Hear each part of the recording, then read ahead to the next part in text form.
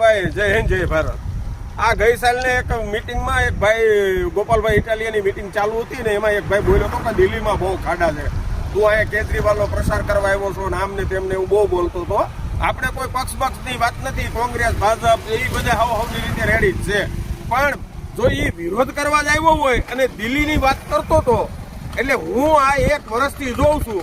આ તમે જોઈ લ્યો અત્યારે, હાલો આ દેડી વાસાવડનો રોડ છે, આ તમે જોઈ લ્યો દેડી અને વાસાવડનો રોડ છે.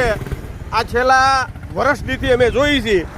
આ ખાડો છે, આ તમે જોઈ લ્યો, આમાં ડાયરેક્ટ એક્સલ ભાંગી નાખે ગાડીની. તમે વિચાર કરો, આ એક નથી હો, આ ખાલી 180 ફૂટમાં 3 ખાડા છે મોટા મોટા. હવે 80 ફૂટમાં 3 ખાડા છે તો આખો રોડ કેવો હશે તમે વિચારો. જોઈજો હમણાં, જો વાહન ધીમા પડી જાય, જોઈજો એ પાડો ધીમો પાડજો. બસ હાવ રેડી જો પાડ્યો ને, જો આમ હે. એટલે ભાઈ તમે પેલા ગામની અને જિલ્લાની અને આપણા ગુજરાતની વાત કરો. હું આ હમણાં વરસાદ આવશે તો ત્યાં લગી તંત્ર સામું નહીં જોય તો આ ખાડો ઘટશે નહીં. એટલે ચોમાસામાં પાણી ભરેલું હોય અને અચાનક માનો કોઈ લેડીઝ છે આ તે પાછળ બેઠા હોય, હવે પડી જાય ને મરી જાય તો એની જવાબદારી કોણ લે?